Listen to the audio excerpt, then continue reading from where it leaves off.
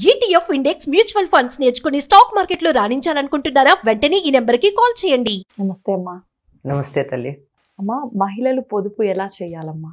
పొదుపు ఎవరైనా చేయాలి, కానీ ఆడవాళ్ళు ప్రత్యేకంగా పొదుపు చేయాలంటే ఏం చేయాలమ్మా? అసలు ఆడవాళ్ళు అని ప్రత్యేకంగా అడిగారు ఎందుకు అంటే, గృహ సామ్రాజ్యానికి మహారాణి ఇంటి ఇల్లాలు. ఇంట్లో పొదుపు ఉండాలి అంటే ఇల్లాలు చేస్తేనే ఇంట్లో పొదుపు అన్నది మనకి చాలా ఒక వస్తువుగా, ఒక పద్ధతిగా కనపడుతుంది. ఎంత తెచ్చి ఇంట్లో పెట్టినంటే ఒక ఆదర్శప్రాయమైన కుటుంబం అని మనం దృష్టిలో కనుక పెట్టుకున్నట్టయితే ఆడవాళ్ళు ఇల్లు మేనేజ్ చేస్తారు, మగవాళ్ళు డబ్బు సంపాదించి తెస్తారు. ఇద్దరు సంపాదించే గృహాలు మళ్ళీ వేరేగా ఉంటాయి. అలాంటి సందర్భాల్లో ఎక్కడైనా సరే ఇంకా మనలో పూర్తిగా మార్పు రాలేదమ్మా. ఆడవాళ్ళు ఉద్యోగాలు చేసినా ఇంటి వ్యవహారం అంతా ఆడవాళ్ళ చేతుల్లోనే ఉంటుంది చాలా వరకు. అవునమ్మా. ఏదో కొద్ది సహాయం చేస్తారేమో కానీ పూర్తిగా వీళ్ళ పెత్తనం కిందే ఉంటుంది. అందువల్ల పొదుపు చేయడం అనేది కూడా వీళ్ళ అదుపులోనే ఉంటుంది అని మనం అర్థం చేసుకోవాలి. పొదుపు అనగానే చాలా మంది దృష్టిలో లోభిత్వం అనుకుంటారు. లోభిగా ఉండడానికి పొదుపుకి చాలా తేడా ఉంది. ఒక్క వస్తువు కూడా పాడు చేయకుండా ఉపయోగించటం అనేది పొదుపు అయితే, నాకు అవసరమైతే కూడా నేను కడుపు కట్టుకుని ఆదా చేసేది లోభిత్వం. నా దగ్గర ఉన్నా కానీ ఇతరులకు ఇవ్వడానికి రేపో ఎల్లుండో అవసరం అవుతుందో అనుకుని దాచిపెట్టుకోవడం లోభిత్వం.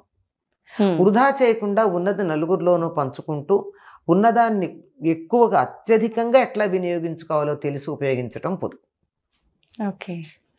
ఈ పొదుపు అన్నది ఒక్క డబ్బు విషయంలోనే కాదండి, డబ్బే అనుకుంటాం మనం. ధనం అంటే డబ్బు మాత్రమే కాదు.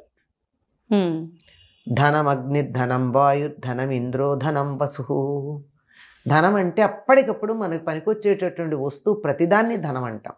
అటువంటి దాన్ని దుర్వినియోగం చేయకుండా ఉండడం పొదుపు. వాడుకోవడం తప్పు కాదు, అనవసరంగా వాడుకోవడం తప్పు. ఉదాహరణకి మనకి నువ్వు దేశభక్తిని ఈ రకంగా కూడా ప్రకటించుకోవచ్చు. నా మధ్య ఒక చిన్న 2 నిమిషాల వీడియో చాలా బాగా వైరల్ అయింది, నాకు చాలా నచ్చింది. ఇదే మేము ఎన్నోసార్లు విద్యార్థులకు చెప్పినా అది వీడియో రూపంలో వచ్చేటప్పటికి అబ్బాయి ఎంత బాగా నా భావాలు వీళ్ళు ఎక్స్ప్రెస్ చేశారని సంతోషం కలిగింది. అలా నీళ్లు కారిపోతున్నటువంటి ట్యాప్ని కట్టేసి పెడతాడో పిల్లాడు, దేశానికి ఎంత ఆదా చేసినట్టు. అవునమ్మా. అలాగే అలా పెడుతూ ఉంటే మనుషులు లేనటువంటి గదుల్లో ఉన్న లైట్లు, ఫ్యాన్లు ఆదా చేస్తే మన ఇంటి కరెంటు బిల్లు తగ్గుతుంది అన్నది మన దృష్టి అయితే, దేశం మొత్తానికి కూడా విద్యుత్తుని ఎంత ఆదా చేసాం మనం. విద్యుత్తుని రాష్ట్రాలు కొనుక్కుంటున్నాం. ఒక రాష్ట్రం మరొక రాష్ట్రం నుంచో ఎక్కడి నుంచో కొనుక్కునే కదా మనకి ఇస్తున్నాయి. అలా కొనుక్కుని ఇవ్వడం ఎందుకు అవుతోంది? మనం వినియోగం ఎక్కువ అవుతోంది, మనం తయారు చేయడం తక్కువ అవుతోంది.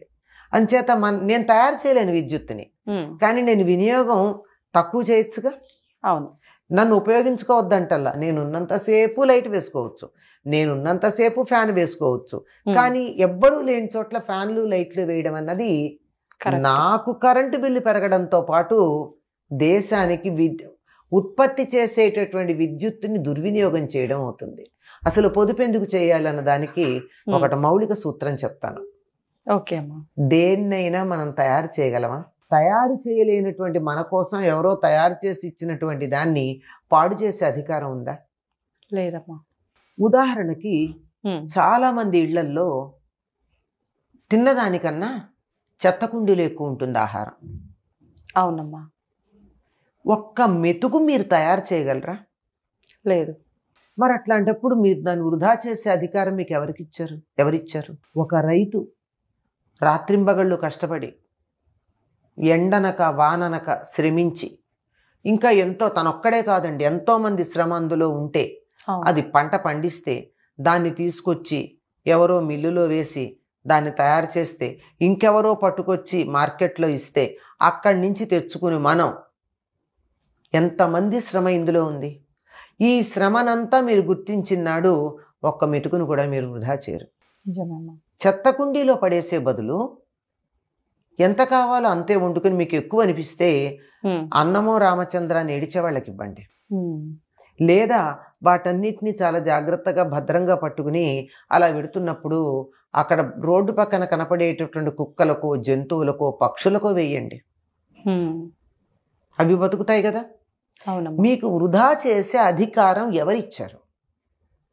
అందుకు పొదుపు చేయాలి. వృధా చెయ్యకూడదు గనక పొదుపు చేయాలి.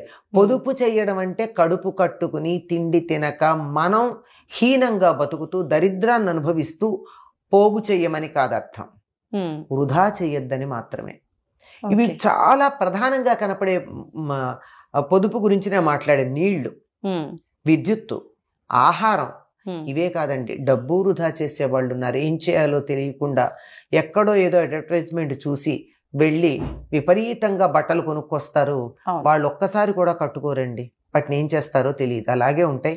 మా బీరువాల్లో పడి పడి పాడైపోయాక ఎవరికి ఇస్తారు? ఆ ఫ్యాషన్ పోతుంది, ఎవరికన్నా ఇస్తే ఊరికే కూడా కట్టుకోరు.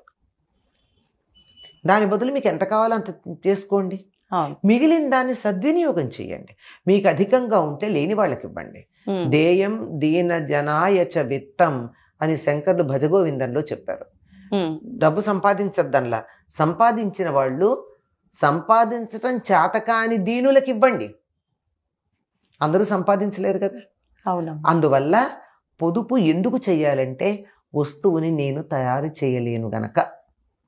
ఎవరైతే పొదుపు చేస్తారో వాళ్ళు పొందికగా ఉంటారు. పొందికగా ఉంటే జీవితం కూడా చాలా పద్ధతిలో నడుస్తుంది.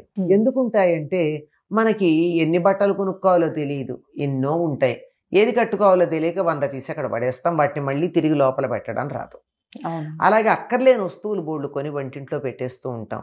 ముఖ్యంగా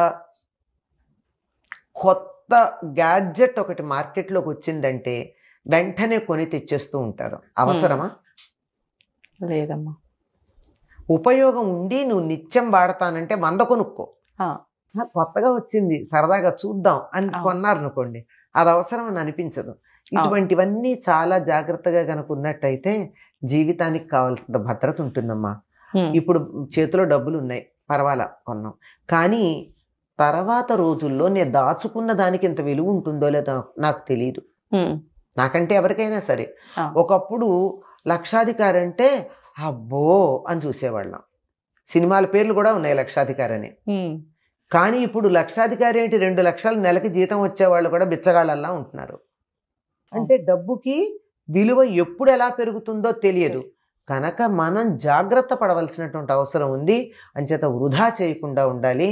వృధా చేయకుండా ఉండడం వల్ల వ్యక్తి తన జీవితంలో చాలా ఆర్గనైజ్డ్గా ఉండడమే కాకుండా కుటుంబాన్ని చాలా జాగ్రత్తగా మెయింటైన్ చేయడమే కాక దేశ సంపదని కూడా అభివృద్ధి చేసినట్టు అవుతుంది. నేను వస్తువు తయారు చేయలేను గనక పాడు చేయకుండా సహకరిస్తా. అది అందుకని వృధా చేయకూడదు. పిల్లలకి నేర్పించండి. వాళ్ళకి అడగకుండా ఇవ్వడాలు మానేయండి. 1-2 సార్లు అడిగితే దాని విలువ తెలుస్తుంది వాళ్ళకి, వస్తువుకి. అంచేత తెలిసేటట్టుగా చేసి ఇవ్వండి. అన్నీ ఇవ్వండి, తెలిసేటట్టుగా చేసి ఇవ్వండి. అడగకుండా ఇవ్వడం వల్ల ఎంత వృధా చేస్తున్నారో ఈనాటి చిన్నపిల్లలు తెలుసు. మరి అది చేయడానికి తల్లిదండ్రుల ప్రోత్సాహమే కారణం కనుక మనం అక్కడ జాగ్రత్త పడితే పిల్లలు కూడా జీవితంలో ముందు బాగుంటారు. చాలా చక్కగా వివరించారమ్మా. ధన్యవాదాలు. నమస్తే.